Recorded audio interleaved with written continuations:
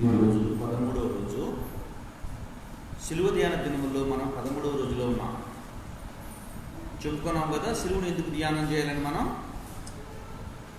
సిలువను ఎందుకు ధ్యానం చేయాలమ్మా? మనం ఏంటి మనకున్న విలువేంటో తెలియాలి అంటే నువ్వు సిలువను చూస్తే, సిలువను ధ్యానం చేస్తే నీ విలువేంటో నీకు అర్థమవుతుంది.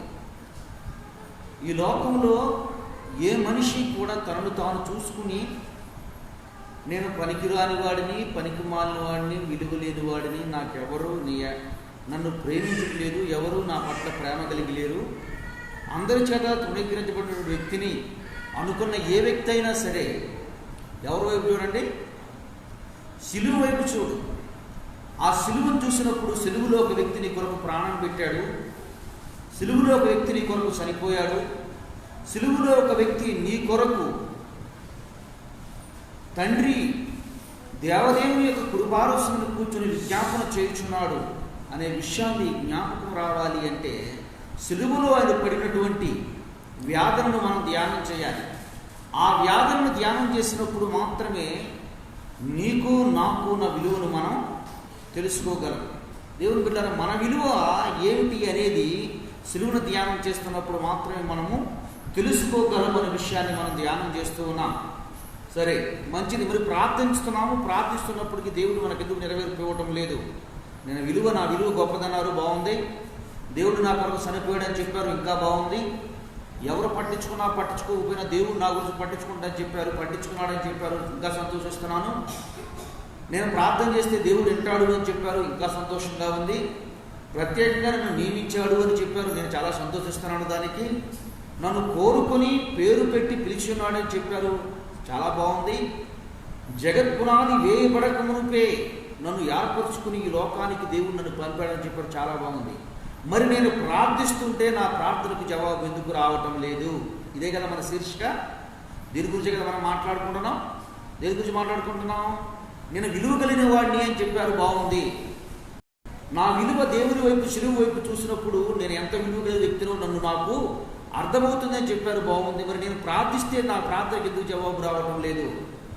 నేను దేవుడి సన్నిధిలో మొరపెడుతూ ఉన్నాను, విజ్ఞాపన చేయించున్నాను, సంవత్సరాలు తరబడి దేవుడి సన్నిధిలో నేను విజ్ఞాపన చేస్తూనే ఉన్నాను, ప్రార్థిస్తూనే ఉన్నాను. నా ప్రార్థనకి ఎందుకో జవాబు రావటం లేదు, ఎందుకో నా ప్రార్థనకు నెరవేర్పు రావటం లేదు. నా బ్రతుకు ఎక్కడుందో అక్కడే ఉంది.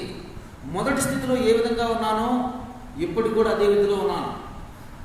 నా క్రైస్తవ విశ్వాస అనుభవం 20 సంవత్సరములు, 25 సంవత్సరములు, 40 సంవత్సరములు కూడా ఈ రోజుకి నేను చేసే ప్రార్థనకు జవాబు రాక వాళ్ళ మీద వీళ్ళ మీద ఆధారపడుతూ బ్రతకడమే నా బ్రతుకు. ఎందుకు? ఇదే కదా మన డౌటు, ఇదే కదా మనకున్నటువంటి డౌటు. నేను ప్రార్థన చేస్తే నా ప్రార్థనకు జవాబు రావటం లేదు, నేను మొరపెడితే నా మొరకు దేవుడు జవాబు ఇవ్వటం లేదు. ఏమిటి? ఎక్కడొస్తున్న లోపం? మీరు చెప్పిన ప్రకారంగా నాకు విలువ ఉందని చెప్పారు, దేవుడు నన్ను నియమించాడని చెప్పాడు, నేను ప్రార్థన చేస్తే దేవుడు ఎట్టాడని చెప్పారు, నా ప్రార్థన కొరకు దేవుడు నిత్యము ఆకాశం నుండి ఆయన తన చెవి ఎక్కి నా ప్రార్థన అంగీకరిస్తాడని చెప్పాడు. మరి ఎందుకు జరగట్లేదు? యెషయా గ్రంథం 59వ అధ్యాయం 1వ వచనము ఏం చెప్తుంది అక్కడ? రక్షింపనేరక ఉండునట్లు యెహోవా హస్తములు కురచకాలు, విననేరక ఉండునట్లు ఆయన చెవులు మందము కాలేదు. మీకును నాకును మధ్యలో అడ్డుగా ఉన్నవి ఏంటవి? మీరు చేసే పాపములు. గత 2 దినాల నుంచి మనం ధ్యానం చేస్తూ ఉన్నాం. మన ప్రార్థన అంటే ఏం చేయాలని చెప్పాం? మన పాపాలను దేవుని ఎదుట ఒప్పుకోవాలి. మనకున్నటువంటి ప్రతి తప్పిదము దేవుని సన్నిధిలో మనం ఒప్పుకుంటే దేవుడు మన ప్రార్థన వింటాడు. అంటే ఇన్ని రోజులు బట్టి మన ప్రార్థన ఒప్పుకోవడానికి కారణం ఏంటి? వినట్లేదా ప్రార్థన? అయినా వింటున్నాడు, సహాయం రావటం లేదా? సహాయం చేయడానికి బయలుదేరుతున్నాడు. మరి ఎందుకు రావటం లేదు? అడ్డుగా ఉంది. ఒక లెటర్ వేశారు, ఒక ప్లేస్ మీరు ఇవ్వాలని చెప్పి. ఒక లెటర్ ఒక గ్రామం నుండి ఇంకో గ్రామానికి లెటర్ పంపించారు. చూడండి, ఈ భూలోకంలో ఉన్నటువంటి మనిషికే ఒక సమాధానం పంపిస్తే, ఒక లెటర్ రాసి పంపిస్తే ఆ లెటర్ చేరడానికి 10 రోజులు, 15 రోజులు, నెల రోజులు పడుతుంది. సంవత్సరాల తరబడి మనం చేస్తున్న ప్రార్థనకి నెరవేర్పు రాకపోవడానికి రీజన్ ఏమై ఉంటుందని ఎప్పుడైనా పరిశీలించారా? ఎప్పుడైనా పరీక్షించారా? ఎప్పుడైనా ఆలోచించారా? భూలోకంలో ఉన్నటువంటి మనుషులు మనకే దూరం అవుతూ ఉంటే, దూరమైన ప్రదేశాన్ని కనీసం మనం లెటర్ పంపిస్తే ఆ లెటర్కి జవాబు రావడానికి, ఆ లెటర్ పొందినటువంటి జవాబు పొందుకోవడానికి 10 రోజులు, 20 రోజులు, నెల రోజులు, నువ్వు పంపించినటువంటి లెటర్ నాకు అందిందని చెప్పి సమాధానం రావడానికి 25 నెల రోజులు అంతకు మించి పట్టదు కదా. కానీ మన ప్రార్థనకి ఎందుకు జవాబు రావట్లేదు అని అంటే, ఆయనకి జారుతుంది, రీచ్ అవుతుంది, కానీ అక్కడి నుంచి వచ్చేది మనకి ఇక్కడికి ఏమవట్లా? కమ్యూనికేషన్ చెడిపోయింది. ఇప్పుడు బండి ఉంది, బండి కొనగానే మనకు ఒక బుక్లెట్ ఇస్తాడు ఆయన. ఒక బుక్లెట్ ఇచ్చి చెప్తాడు, ఇగో నువ్వు ఈ స్పీడ్లో వెళ్ళాలి, ఈ విధంగా వెళ్ళాలి అని చెప్పి తనకు ఒక వెహికల్ ఇచ్చి, ఈ టయానికి నువ్వు వెళ్ళి బండి ఏం చేయాలి, మరలా నీకు ఇవ్వబడినటువంటి మోటార్ సైకిల్ లేదా కారు నీ టయానికి వచ్చి నువ్వు మరలా ఏం చేయాలి? సర్వీసింగ్ చేయించుకోవాలి. ఇన్ని కిలోమీటర్లు నువ్వు తిరగాలి, అని చెప్తాడు. ఇన్ని కిలోమీటర్లు తిరగడానికి చెప్పడానికంటే ముందు కూడా మనకొక లెటర్ విధిస్తాడు ఆయన. చక్కని గైడ్లైన్స్ ఇస్తాడు. ఇదిగోండి, మీరు ఈ బండిలో ఈ వైపుగా పెట్రోల్ పోసుకోవాలి. ఈ పెట్రోల్ పోసుకున్నప్పుడు మీరు ఇంత కొట్టుకుంటే ఈ విధంగా చూపిస్తూ ఉంది, ఇంత తగ్గిస్తే ఈ విధంగా చూపిస్తూ ఉంది, ఈ విధంగా ఉంటే ఇంత దూరం మీరు ప్రయాణం చేస్తే ఇంతవరకే నా దాంట్లో పెట్రోల్ ఉందని చెప్తూ ఉంటుంది మీటర్ అని చెప్తాడు. మనం అదే పనిగా బండి తీసుకొని కొంత దూరం ప్రయాణం చేస్తాం. 50 రూపాయలు కొట్టించాం, ఎందుకని? డబ్బులు లేవు. కానీ మన ప్రయాణం 300 కిలోమీటర్లు ఉంది. 50 రూపాయలు కొట్టగానే అది అప్పుడే స్టార్టింగ్ చెప్తూ ఉంటుంది. సరే 50 కాదులేండి, ఒక 500 కొట్టించారు అనుకుందాం. 300 కిలోమీటర్లు నీ జర్నీ ఉంది, బండి దగ్గర పడిపోయింది, నీ జర్నీ ఇంకా 50 కిలోమీటర్లు మిగిలి ఉంది. బండిలో మీటర్ చెప్తా ఉంది, ఏమని చెప్తా ఉంది అంటే, నీ పెట్రోల్ అయిపోయింది, కొట్టించుకోమని. నీకు బాగా కోపం వచ్చింది. ఏం కోపం వచ్చింది? ఎందుకు కోపం వచ్చింది? నా దగ్గర తగ్గింది అని నువ్వు చెప్తావు అని మీటర్ పీకేసావు. వైర్ కట్ చేసావు, కలెక్షన్ కట్ చేసుకున్నావు. వైరు కలెక్షన్ కట్ చేసుకుని నేను సాగిపోతాను, నాకు చెప్పేవాడు ఎవడో నేను బయలుదేరి వెళ్తున్నావు. ఎక్కడ ఆగిపోతావు నీకే తెలియదు. తెలుసా? చెప్పండి. చెప్పేవాడు లేకపోతే, చెప్పేవాడు నీకు సిగ్నల్స్ ఇచ్చే వ్యక్తి, నిన్ను నడిపించే వ్యక్తి, నువ్వు నడవలసినటువంటి మార్గాన్ని తెలియజేసి నీ గమ్యానికి, నీ యొక్క దారికి, నీ యొక్క చదవలసినటువంటి ప్రదేశానికి నీలో ఉన్నటువంటి శక్తి, సామర్థ్యము, నడిపే కెపాసిటీ ఇంత అని ఎవరైనా తెలియపరచకపోతే ఎక్కడ ఆగిపోతామో మనకు తెలియదు. తెలుసా? చెప్పండి. తెలీదు. నువ్వు పెట్టుకున్నటువంటి గమ్యం నడి సముద్రంలో నుండి ఒడ్డుకు చేరటం. అరే బయలుదేరావు నడి సముద్రంలో నుండి, ఇక కేవలం 1 కిలోమీటర్ దూరం నుంచి వస్తే నువ్వు ఒడ్డుకు చేరతావు. ఎక్కడి వరకు చేరాలని ఆగిపోతే ప్రయోజనం ఉందా? అక్కడైనా మునిగిపోతావు. నడి సముద్రంలోనైనా మునిగిపోతావు, అక్కడైనా నీవు మునిగిపోతావు. నీ గోలు మునిగిపోవటం కాదు కదా. నీ గోలు ఏంటి? ఒడ్డుకు చేరటం. నీ గోలు ఏంటమ్మా? ఒడ్డుకు చేరటం. నువ్వు రీచ్ అవ్వాలనుకుంది ఒడ్డుకు చేరటం. మన గమ్యం ఏంటి? దేవుని సన్నిధిలో దేవుడితో మనకు సంబంధాన్ని కలిగి ఉంటాం. మనం చేసే ప్రార్థన దేవుడు వింటాం. మన యొక్క ఆలోచనలు, మనం చేస్తున్నటువంటి ప్రతి పనిని ఆయన దృష్టికి ఇష్టంగా ఉన్నదో లేదో ఎప్పటికప్పుడు మనం పరిశీలించుకుంటాం.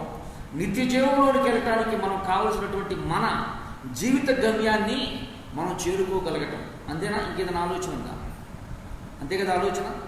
సరే, దేవుని బిడ్డలారా, మనం ధ్యానం చేస్తున్నటువంటి విషయంలో, నేర్చుకున్నటువంటి విషయంలో దేవదేవుడు చెప్తున్నటువంటి మాట, మనందరినీ దేవదేవుడు హెచ్చరిస్తున్నటువంటి మాట, మీ ప్రార్థన, మీరు చేసే మనవి నేను వింటున్నాను, నా చెవులు కనబడుతూ ఉంది.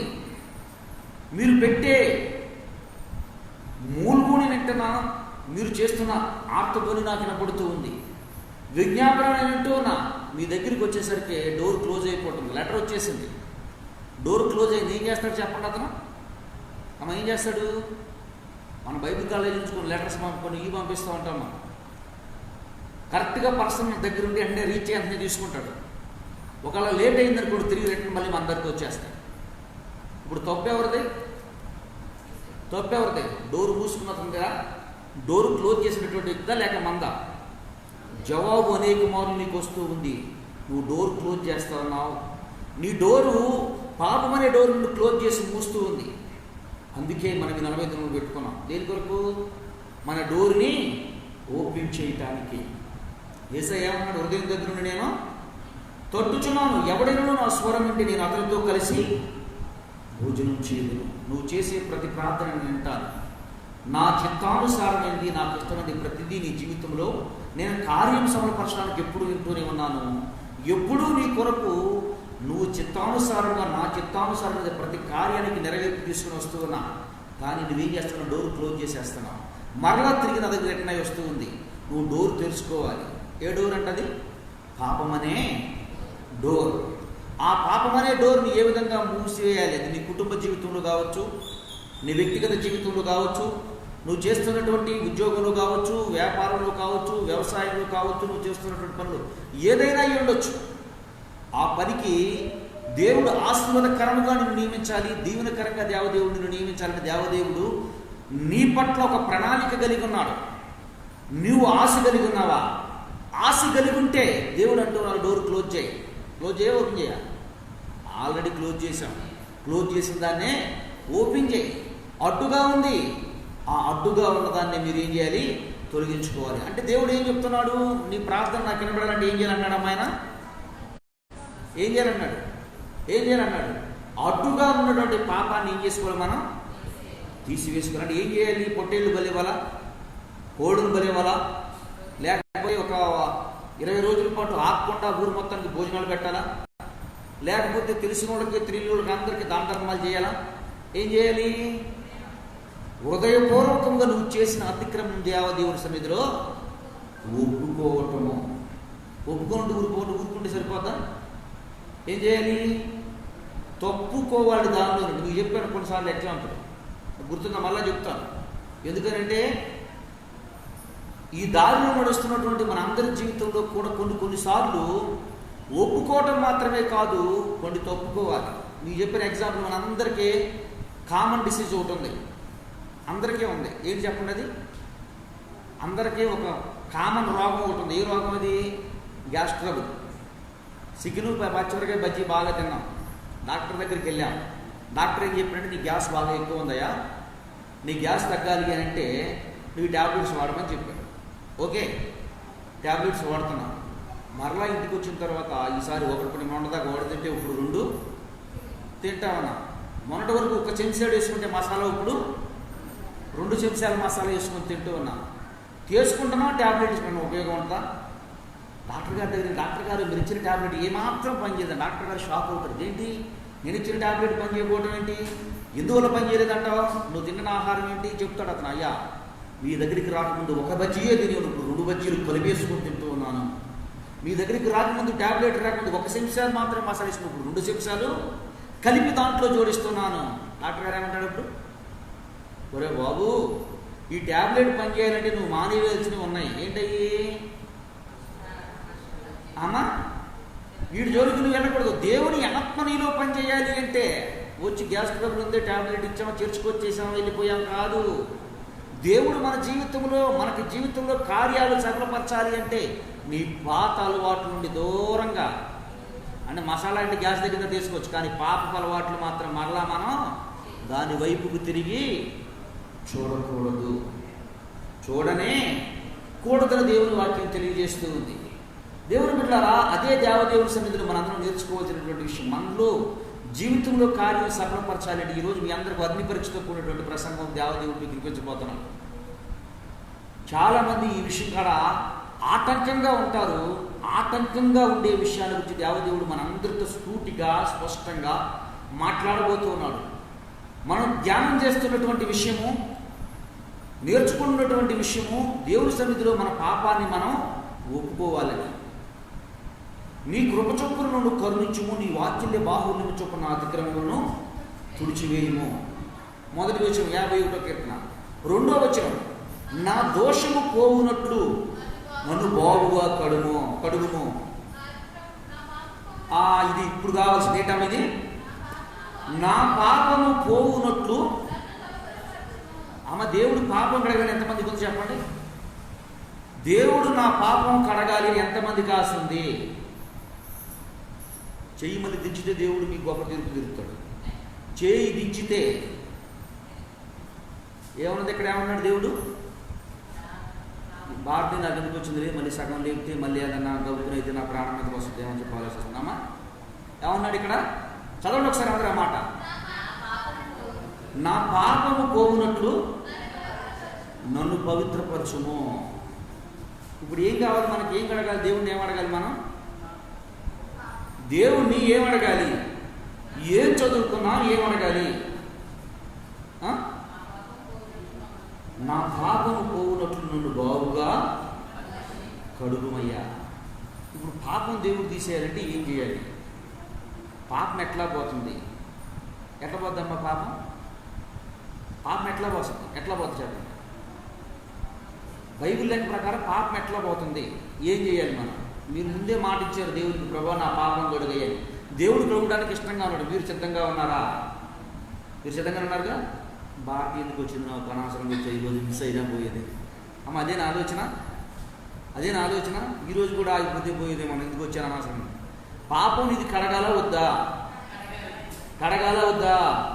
మాట తప్పకూడదు. దేవుడు సిద్ధంగా ఉన్నాడు కడగడానికి. మీరు సిద్ధంగా ఉన్నారా? రైట్. ఈ రోజున అమ్మ భారతి రైతు ఉన్నావా? పాపం పోవద్దా నీకు? దేవుడు నీకు ప్రార్థన వినపడొద్దా? అమ్మ ఇంకా నువ్వు రెడీగా ఉన్నావు కదా? Okay right. ఇప్పుడు పాపం పోవాలంటే ఏం చేయాలి? చూడండి ఒకసారి లోకాసువార్త 3వ అధ్యాయం 3వ వచనం.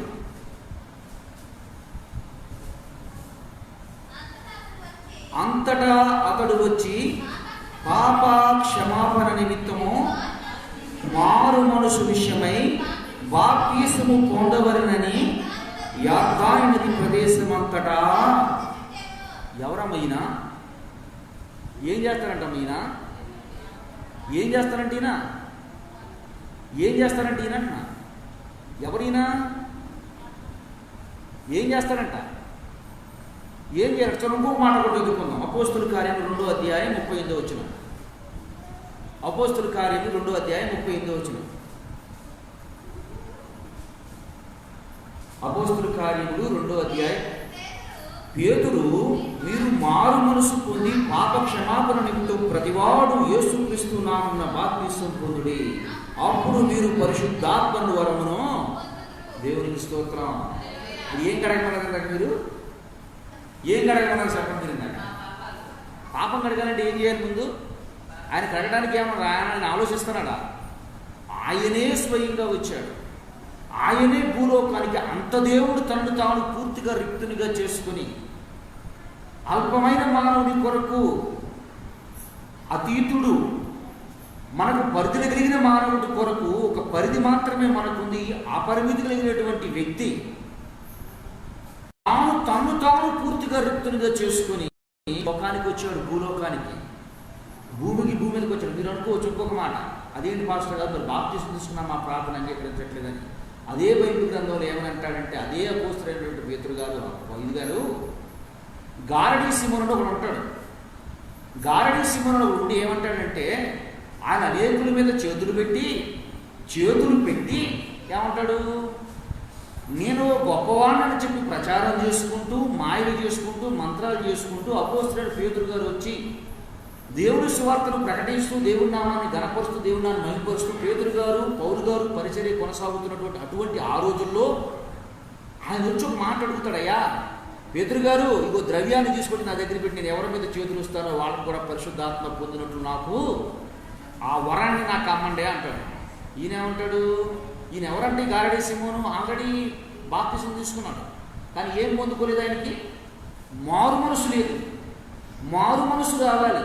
మారు మనసు పొందుకున్నా సరే, లేకపోతే నీ క్రియలు నీతోనే నశించిపోతామన్నాడు. అర్థమవుతుందమ్మా? ఇక్కడ ఏమన్నాడు ఈయన ఏమంటున్నాడు? దావీదు గారు, అయ్యా నా పాపం పోనట్లు నన్ను కడుగుము. దేవుడు ఏమన్నాడు నీతో నాతో? దావీదు గారికి అయితే టైం పట్టింది, దావీదు గారికి అయితే లేట్ ఉంది, కానీ నేను ఇప్పుడు రెడీ అంటే నేను ఇప్పుడు రెడీగా ఉన్నాను.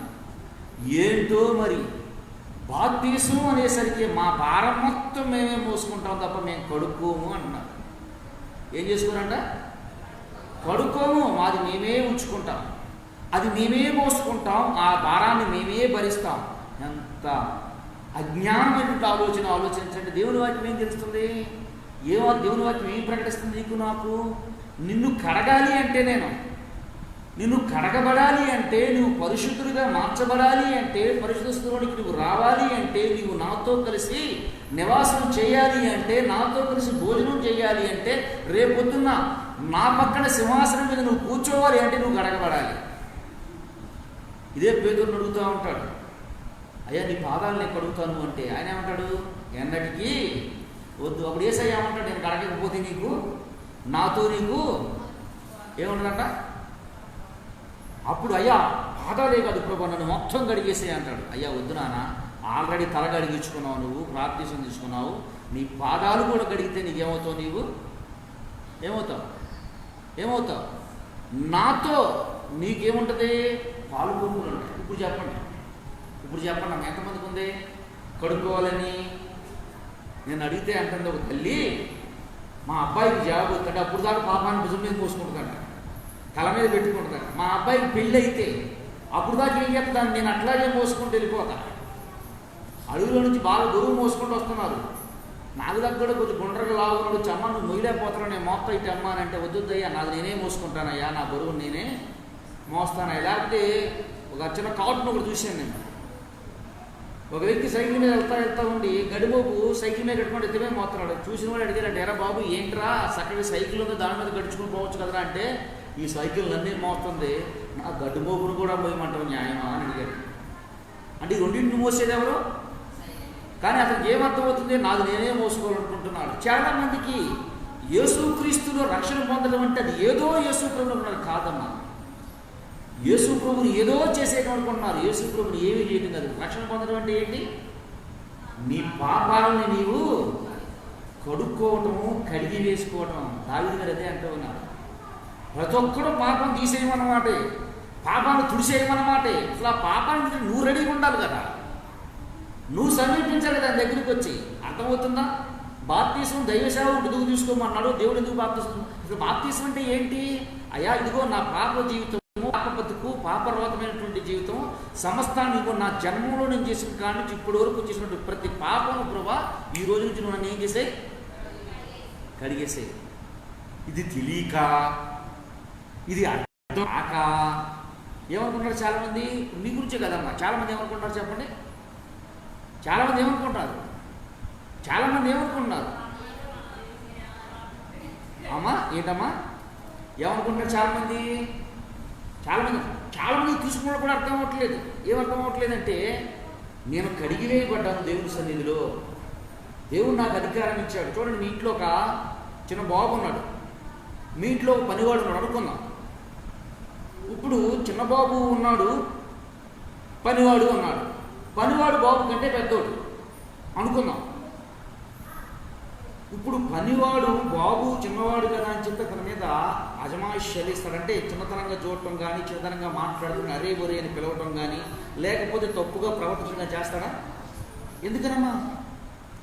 అతడు యజమానుడు, నా యజమాని యొక్క కుమారుడు, నాకంటే వయసులో చిన్నవాడై ఉండొచ్చు, కానీ ఇతను మొత్తానికి ఈ యొక్క ఆస్తి మొత్తానికి ఏమైనాడు? ఇతను యజమాని అధికారి ఉన్నాడు. దేవుని బిడ్డలారా, బాప్తీసం ఎందుకు తీసుకున్నామో తెలియనటువంటి దౌర్భాగ్య స్థితిలో క్రైస్తవులు అనేటువంటి విశ్వాసులు ఎలా బ్రతుకుతూ ఉన్నారు అంటే, రక్షణ అంటే ఏదో వీళ్ళు మునుగొచ్చేసాడు అనుకున్నారు తప్ప, దేవుడు నన్ను కడిగేశాడు, నేను ఇంకా బాలుడుగా ఉన్నాను, ఇంకా క్రీస్తులు ఎదగాలి, ఇంకా దేవుడి గురించి తెలుసుకోవాలి, నాకు కూడా అధికారం ఉంది. 1 by 1 రోజులు జరుగుతున్న కొలది నాకు కూడా దేవుడు ఏం చేస్తున్నా, నాకు కూడా నా ఇంట్లో ఏముంది? నా చేతికి తాళాలు వచ్చే రోజు ఒక రోజు ఉంది. ఏ రోజు ఆ రోజు? బాప్తీసం తీసుకున్నటువంటి బాలుడు గురించి చెప్తున్నానమ్మా నేను. చాలా మందికి ఈరోజు బాప్తీసం తీసుకుని ప్రతి విషయానికి భయపడిపోతారు, ఎదురు రాకపోతే వెళ్ళలేరు. ఎందుకని అంటే, దేవుడు ఎదురు రావాలనే విషయాన్ని మర్చిపోతారు. అసలు వాళ్ళు ఎందుకు బాగా యేసు ప్రభువుని నమ్ముతారో తెలియదు. సమయం చూస్తారు, గడియలు చూస్తారు, గంటలు చూస్తారు. ఒక విషయం గమనించండి, మరి అలాగే గంటలు చూసి కొన్ని జరిగినటువంటి విషయాలు పొడవు దాని గురించి ఏం చెప్తున్నారు? ఏమి చెప్పరు. పాస్టర్ గారితో ప్రార్థన చేసుకుని వెళ్ళడానికి భయపడతారు తప్ప, ఎవడెవడో పనికి మాలోడి దగ్గరికి వెళ్ళి ముహూర్తాలు మాత్రం తీసుకుని ఏం చేస్తారు? వీళ్ళు పెట్టుకుని వెళ్తారు. ఎందుకని? వాళ్ళు మెట్టించుకుని వాళ్ళు తీసుకుని వెళ్తే ఏమవుద్ది? మంచి జరుగుద్ది అంట.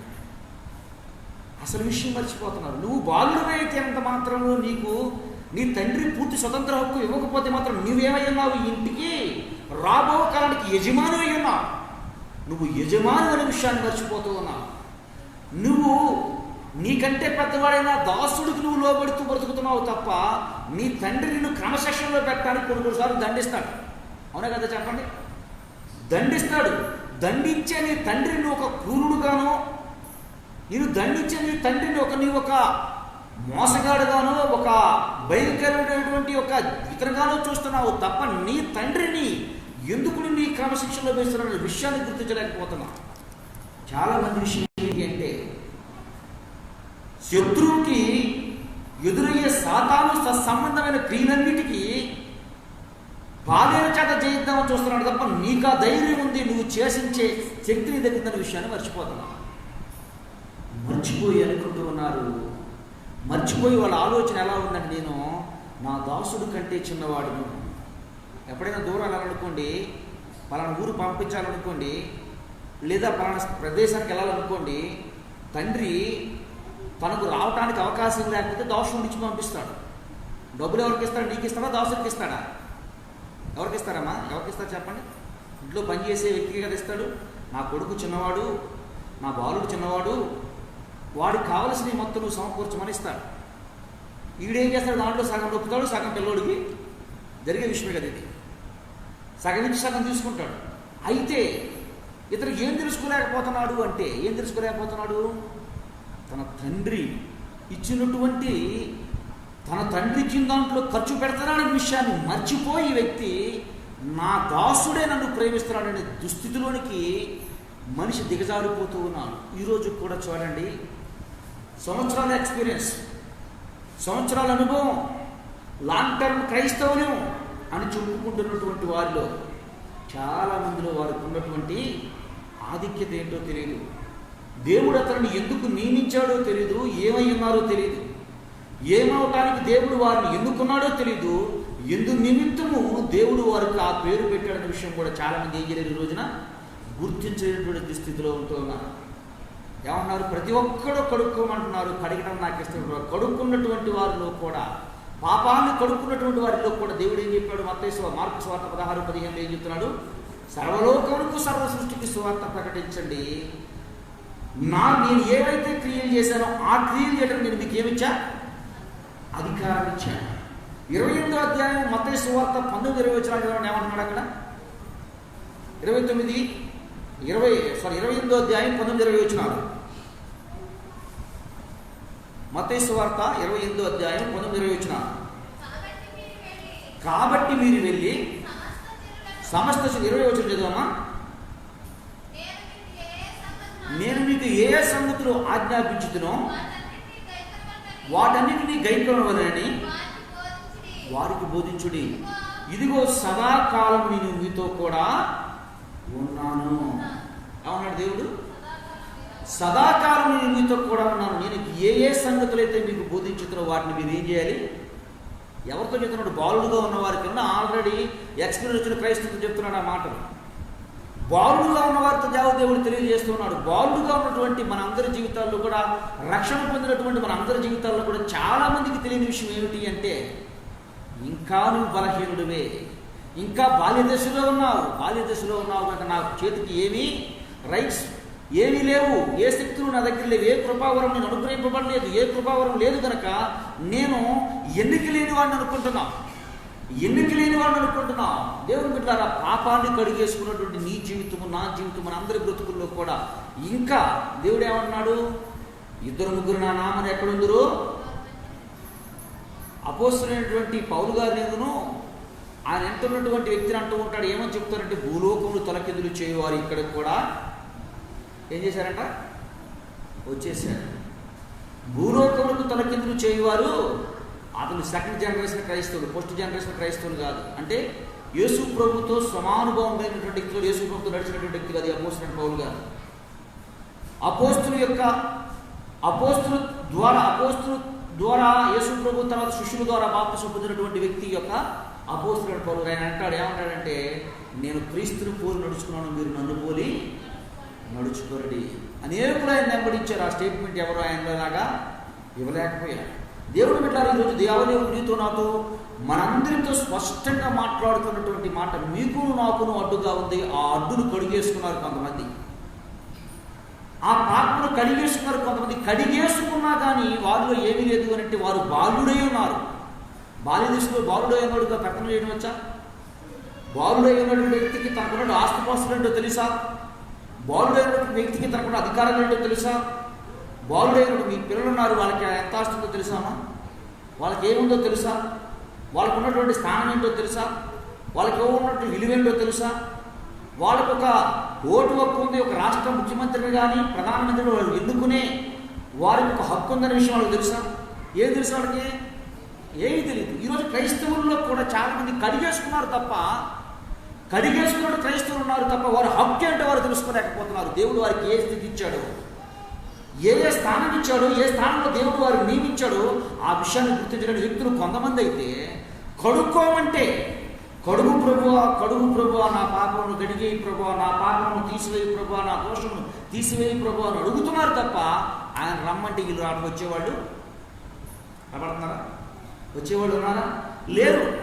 లేరు. దేవుడు పెట్టారు. ఆ దేవదేవుడు అందుకే నీతో నాతో తెలియజేస్తూ ఉన్నాడు. నీ హక్కును నువ్వు గుర్తించుకోలేకపోతున్నావు, నీకు ఇవ్వబడిన విలువను నువ్వు తెలుసుకోలేకపోతున్నావు, నీకు నియమించినటువంటి స్థానం ఏంటో నువ్వు తెలుసుకోలేకపోతున్నావు. నువ్వు ఎరగనటువంటి వ్యక్తిగా బ్రతుకుతూ ఉన్నావు. వ్యక్తిగా బ్రతుకుతూ ఇంకా నువ్వేమనుకుంటున్నావు అంటే నేను బాలునై ఉన్నాను. సంవత్సరాలు గడిచిపోతూ ఉన్నాయి, తరాలు జనరేషన్లు మారుతూ ఉన్నాయి, కానీ నీ స్థితి అలాగే ఉంది. అటుగా అలాగే ఉండే వ్యక్తి పుట్టిన దగ్గర నుంచి అదే ఎత్తు, అదే సైజు, అదే లావు, మెన్స్ వేర్లోకి వెళ్ళాల్సినటువంటి కిడ్స్ వేర్లోకి, లేడీస్ వేర్లోకి వెళ్ళాల్సినటువంటి వాడు కిడ్స్ వేర్లోకి, అంటే పెద్దవాళ్ళ బట్టల్లో తెచ్చుకోవాల్సినటువంటి వాడు పిల్లల బట్టలో తెచ్చేవాడిని ఏమంటారమ్మా? వయసు అయితే 25 ఉంది కానీ రక్షణ బట్టలే ఉన్నాయి. వాడిని ఏమంటారు? వయసు 25 సంవత్సరాలు, రక్షణానంద సైజు టీషర్టే, రక్షణానంద సైజు ప్యాంట్, అతన్ని ఏమంటారు? వయసు 25 సంవత్సరాలు ఉందమ్మా, వయసు 25 సంవత్సరాలు, 40 సంవత్సరాల వయసు, కానీ అతనికి బట్టలు కావాలి. రక్షణానికి ఎక్కడ దొరుకుతాయో బట్టలు అక్కడికి వెళ్ళి చాలు ఏమంటారు? మరగుజ్జుని అంటారు. ఏమంటారమ్మా వాడిని? మరగుజ్జు. భక్తి జీవితంలో కూడా ఏంటి? మరగుజ్జు భక్తి జీవితం ఎందరో బ్రతుకుతూ ఉన్నారు. ఇంక వీళ్ళు చేసే పని ఏంటి చెప్పమంటారా?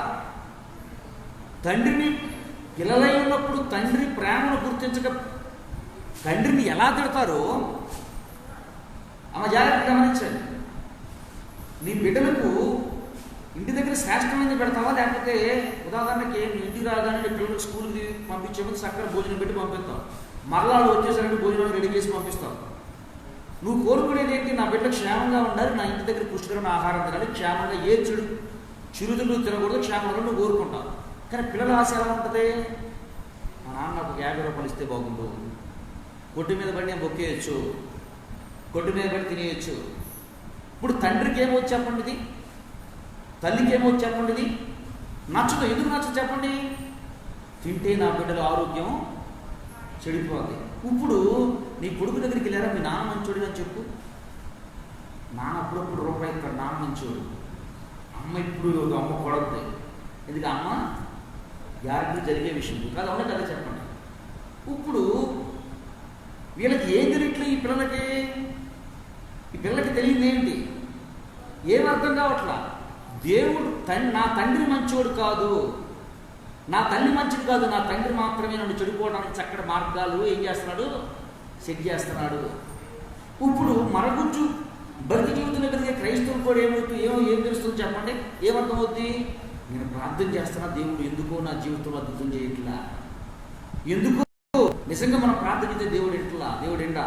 నా దేవుడు చెప్పాడు, భూమి ఆకాశము గతించుట సులభము. ఏ మాట? నా మాటలు ఏమాత్రము గతింపవని మీతో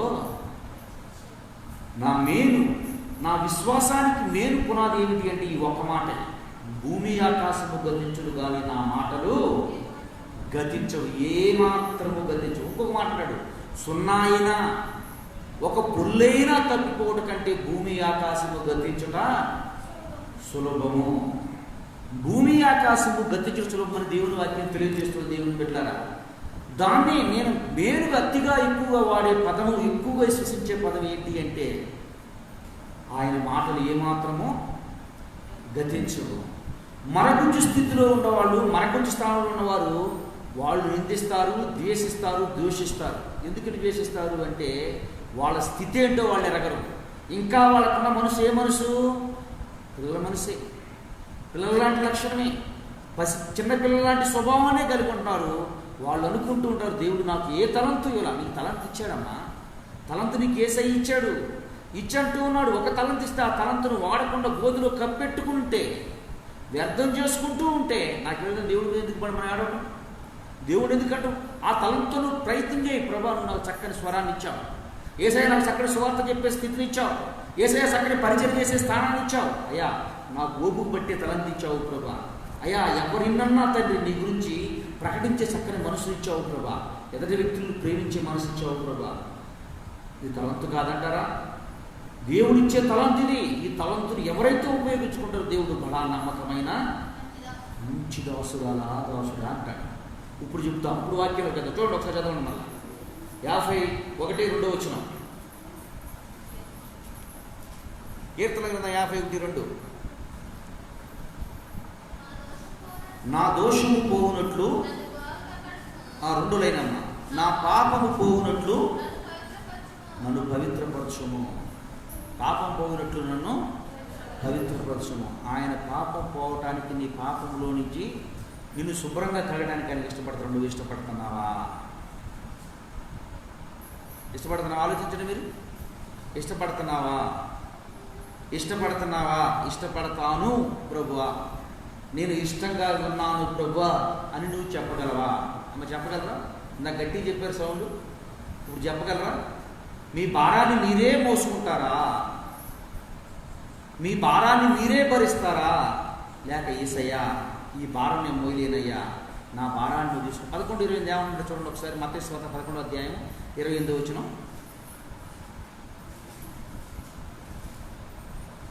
11:28. ప్రయాసపడి భారం మోసుకున్న సమస్త జనులారా నా యొద్దకు రండి, నేను మీకు విశ్రాంతి కలుగు చేతును. తర్వాత నేను సాత్వికుడును, దీన మనసు గలవాడును కనుక మీ మీద నా కాడెను నా యొద్ద వచ్చి మీరేం చేయండి? నేర్చుకునండి. అప్పుడు మీ ప్రాణమునకు. ఇప్పుడు ఏం దొరకడం ఇష్టపడలేదమ్మా మనం. కొంతమంది, చాలామంది దేనికి ఇష్టపడట్లేదు? విశ్రాంతికి ఇష్టపడట్లేదు, భారం చులకం చేసుకోవడానికి ఇష్టపడట్లేదు, భారం నుంచి దిద్దుకోవడానికి ఇష్టపడట్లేదు. నా యేసయ్య చెప్తున్నాడు, నీకు విశ్రాంతి కావాలా? రెండోది ఏం కావాలి? మీ బరువు దించుకోవాలా? మీరు సులువుగా ఉండాలా? సులువు కావాలా? భారం కావాలా? విశ్రాంతి కావాలా? ఏమన్నారు? ఇప్పుడు కాదులే యేసయ్య, ఇక్కడ నుంచి కూర్చో లెక్కెళ్ళిన తర్వాత నేను దాన్ని మోస్తాను. దేవుడు బిడ్డలా, దేవదేవుడి రోజు మనందరితో స్పష్టంగా మాట్లాడుకో మాట ఒకటే, మన పాపాన్ని తొలగించుకుంటే నువ్వు పెట్టే మొర్ర ఆయన ఏం చేస్తారంట? ఆయన వింటాడు. నీ మొర వినాలి అంటే, నీకు నెరవేర్పు రావాలంటే, నువ్వు చేసే ప్రతి ప్రార్థనకి దేవుడి దగ్గర జవాబు రావాలి అంటే దేవుడు చెప్తున్నాడు, మీకు అడ్డుగా ఉన్నదాన్ని మీరు తీసివేసుకోండి, తొలగించుకుని వచ్చి నా దగ్గర మీరు నేర్చుకోండి. మీకు సులువైపోద్ది, మీది తేలికైపోద్ది, మీకు విశ్రాంతి. ఏమడుగుతున్నాడు దేవుడు మిమ్మల్ని? మనల్ని ఏమడుగుతున్నాడు దేవుడు? యేసు ప్రభువు ఎందుకంత చులకన? నీ బరువు తీసేస్తారంటే చులకన. యేసు ప్రభుని ఎవరో చులకనగా చేస్తాడు. నా యేసయ్య చెప్తూ ఉన్నాడు, నన్ను ఇక్కడ హేళన చేసిన వారు నేను ఏం చేస్తా? అక్కడ హేళన చేస్తా. నన్ను ఇక్కడ చులకనగా మాట్లాడితే కూడా నేను మిమ్మల్ని చులకనగా మాట్లాడుతున్నాను దేవదేవుడు అంటూ ఉన్నాడు. సరే, కడుక్కున్న సంగతి పక్కన పెట్ట. కడుక్కున్న సంగతి పరిస్థితి ఏంటి? మనలో ఇంకా ఏం రాలా? రెండే గుర్తుంచుకోండి. ఏం రాలేదు మనలో? ఇంకా బాల్య దశలో ఉన్నాం. ఇంకా బాల్య దశలో ఉండి మనకున్న అధికారాన్ని ఉపయోగించుకునే వ్యక్తిలో బ్రతుకుతూ ఉన్నాం. ప్రతి విషయానికి భయపడిపోతూ, ప్రతి విషయానికి కంగారు పడిపోతూ ఇంకా దోషంను ఆశ్రయిస్తున్నాము తప్ప ఆశ్రయించవలసిన వాడిని ఆశ్రయించట్లా. దేవుడు పోతే ఎవరు వస్తారు చెప్పడం? మనకి మనుషుల మీద ఆధారపడతాం. ఎంత దౌర్భాగ్యం చూడండి. మనుషుల కొరకు ఎదురు చూస్తూ ఉంటాం. మనుషులు ఏదో చేస్తారని ఆశపడతా ఉంటాం. మనుషులు ఏదో ఉద్ధరిస్తారని పోరాడుతూ గుడ్లు పెడతా ఉంటాం. దేవుని బిడ్డలారా, దేవుడు మూయిగా తెరిచేవాడెవడు? నేను మూయిగా తెరిచేవాడెవడు? నేను తెరవగా మూయవాడెవడు లేడు. నేను తెరుచుగా మూయవాడెవడు? నువ్వు మూయిగా తెరిచేవాడెవడు లేడు. నీకున్నటువంటి ఉద్యోగాన్ని బట్టి నువ్వు గర్వపడవద్దు. నీకున్నటువంటి కులాన్ని బట్టి నువ్వు గర్వపడవద్దు. నీకున్నటువంటి బంధువులు బట్టి నువ్వు గర్వపడవద్దు. నీకున్నటువంటి శక్తి సామర్థ్యాన్ని బట్టి గర్వపడద్దు. ఒక రోజుకి నువ్వు స్థితి సరిగా ఉంది కాబట్టి అందరినీ అప్పడిస్తున్నారు. కొంచెం నువ్వు బలహీనుడు. అక్కడ దాకా ఎందుకు? రీసెంట్గా కరోనా వచ్చింది. ఎవడన్నా ఆస్తులు సంపాదించుకోవడానికి నాడు వైపు చూడటానికి వెళ్ళారా? అమ్మ, కొంతమందిని అయితే మరీ దౌర్భాగ్యం. చిన్నవాళ్ళు కాదు, ఉన్నతమైన స్థానంలో మినిస్టర్లు చేసినటువంటి వాడిని కుక్కని ఈడ్చి పాడేసినట్టు పాడేశారు. ఎందుకని? ఆ సమయంలో కూడా నీకు తోడుగా ఉండేది ఎవరు చెప్పండి? నువ్వు నమ్ముకున్నటువంటి దేవుడు, నిన్ను ప్రేమించినటువంటి దేవుడు. ఎవరు కూడా మన దగ్గర మన ఎంట ఉండరు. నువ్వు బాలుడు అయి ఉన్నావు, రక్షణ పొందావు, ఇంకా బాల్య దిశలో ఉన్నావు. జనాన్ని, కులాన్ని, బలాన్ని నమ్ముకోవద్దు. దేవుడు నమ్ముకో. దేవుడు నమ్ముకుంటే దేవుడు చెప్తూ ఉన్నాడు, నాకు అసాధ్యమైంది ఏదైనా ఉన్నదా? నాకు అసాధ్యమైంది ఏమైనా ఉందా? అబ్రహామా, శర్మ, నాకు అసాధ్యమైంది ఏమైనా ఉందా? మోషే, నాకు అసాధ్యమైంది ఏదైనా ఉందా? ఎక్కడి నుంచో తేవాలంటున్నావా పూరేళ్ళు? నాకు అసాధ్యమైంది ఏదైనా ఉందా? అమ్మా శర్మ, నాకు అసాధ్యమైంది ఏమైనా ఉందా? నేను గర్భము శ్రీధర్మం నిలిచిపోయిందని అంటున్నావు, నాకు అసాధ్యమైంది ఏదైనా ఉందా? అబ్రహమా, నాకు అసాధ్యమైంది ఏదైనా ఉందా? ఈరోజు నీ పేరు పెట్టుకొని తెలుసుకోండి. రక్షణ పొంది చాలా రోజులు అవుతున్నా సరే వాళ్ళని నమ్ముకుంటూ, నేను బాలుడైన వాడు మాత్రమే మనుషులు నమ్ముతాడు. పెద్దడైనప్పుడు ఏం చేస్తాడు? తనకివ్వడు అధికారాన్ని నమ్ముకుంటాడు. అవునా కదా చెప్పండి. బాలుడైనప్పుడు ఎవరు నమ్ముకుంటాడు? బాలుడై ఉన్నవాడు తన ఇంట్లో ఉన్న దాసుడు నమ్ముకుంటాడు.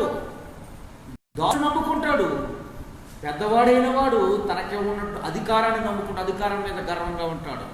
మనందరూ కూడా బాలుడు కాదు, క్రీస్తు తిరిగిన మనందరం దేవుడు మన కడిగిన మనమందరం పరిశుద్ధులమై ఉన్నాము కనుక ధైర్యంగా నిలబడదాం. దేవుడు అంటూ ఉన్నాడు, కడగనటువంటి వారి గురించి చెప్తూ ఉన్నాడు. మోస్తారా మీరు? భరించుకుంటారు ఇంకా మీరు?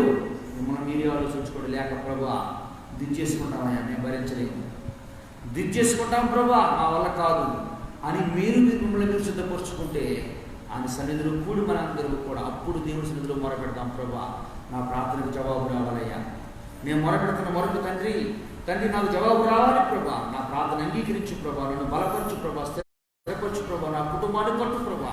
నా కుటుంబానికి తండ్రి నీకు వాసన స్థిరపరచు ప్రభు అని చూపుచు ఆయన సన్నిధిలో కూడిన మనందరూ కూడా హృదయపూర్వకముగా పెదవులతో కాక నిజంగా మీరు కడగబడాలని ఉంటే, దేవుడు మిమ్మల్ని కడగాలని ఉంటే హృదయపూర్వకంగా ఎదుగా ఒప్పుకొనుచు తప్పుకొనుచు ఆయనలో సిద్ధపడుతూ ముందుకు కొనసాగుదాం. అందరూ కూడా మోకరించాలి.